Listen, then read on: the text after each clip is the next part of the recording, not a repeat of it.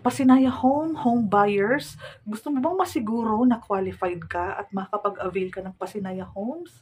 May bago kasi pong baba sa amin na update na dapat daw po sa mga applicant ng Pasinaya Homes ng Naik Cavite and yung Pagsikat Place ng Pampanga, Bulacan, and Cavite, may bagong babang memo na dapat po ay 2 years ka na pong employed sa company mo, and then yung company mo po is dapat 5 years na pong operating. Ibig sabihin, 5 years na pong na-establish yung company mo para mag-qualify kang maka-avail ng Pasinaya Homes and nung Pagsikat Place.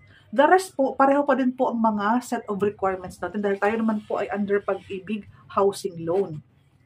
Nadagdag lang yung dalawang yun. Siyempre, given na po yung 24 months na contribution mo sa Pag-ibig, kaya nga po 2 years dapat yung experience mo sa work. Kasi 24 months, 2 years po yun, and then 24 months na contribution. Kasi si employer mo po ang dapat naghuhulog ng contribution mo, which is nakikita natin yun doon sa ating mga payslip.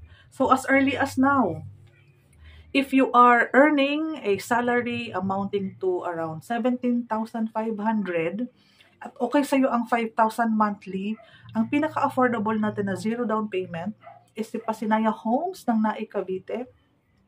Yan po ay 10,000 ang cash out lamang for water and Meralco application na po yun.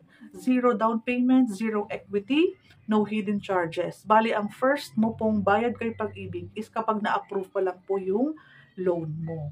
Ayan po. As early as now, nag-i-educate na po ako sa aking mga inquiries at kung may kapamilya ka pa po na naghahanap ng affordable housing, gaya ni Pasinaya Homes, ayan po, 17,500 ang basic salary kasama ng mga fixed allowance, hindi kasama ang overtime, bonus, mga holidays, night differential.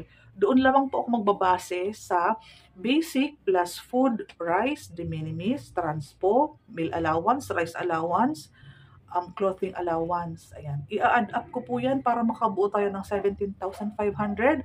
So, directly PM me, Cindy Bernal Hapil, hanapin mo ko sa Facebook para ma-qualify kita at pa-discuss ko sa iyo ang mga ino-offer naming promo para sa aming mga buyer.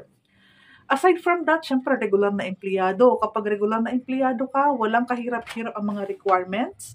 Make sure na itong mga requirements na babanggitin ko kasi is madami na akong vlog about dito. Para pareho lang po ang requirements for Pasinaya, Pagsikat, at Pagsibol kasi isa lamang po ang aming developer.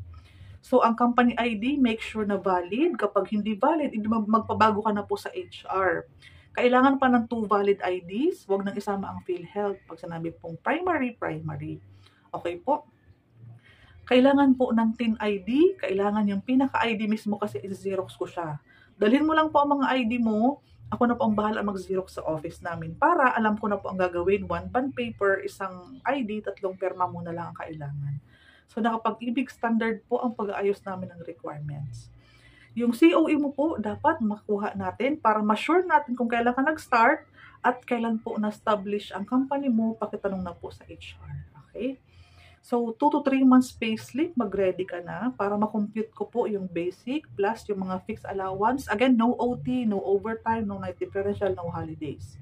So, kailangan mong ma-double check yun. Virtual Pag-ibig, kapag nagkausap tayo sa Messenger, tuturuan kita paano mag-download nung Pag-ibig app, mag-sign up ka, and then screenshot, ako nang bahala mag-print.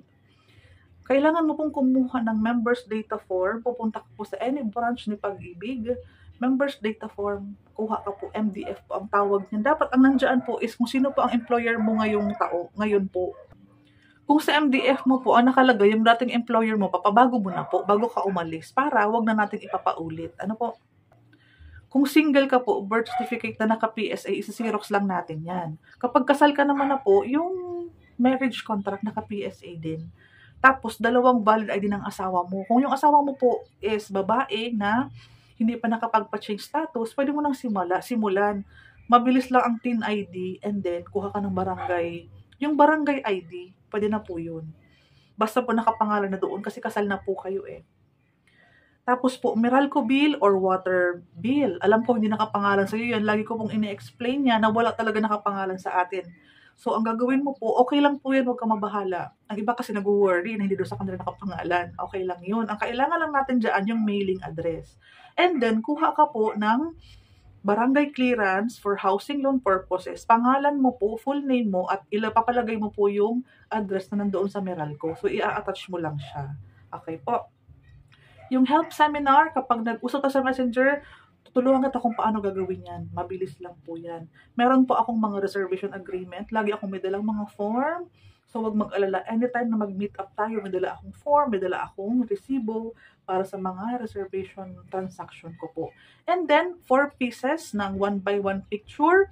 Ako na ang bahala magpa-print. 65 pesos lang po ang payment dyan. Ako na ang bahala sa bayad. Kasi ang kailangan po natin is yung rough. Wag po yung picture na glossy kasi mabilis po yun mag-fade. Kapag nabasa, nag-moist, nag-fade po agad yun. 10,000 po cash out for water and Meralco po yan. May resibo po akong dala-dala. There you have it. Sana po yung nakatulong.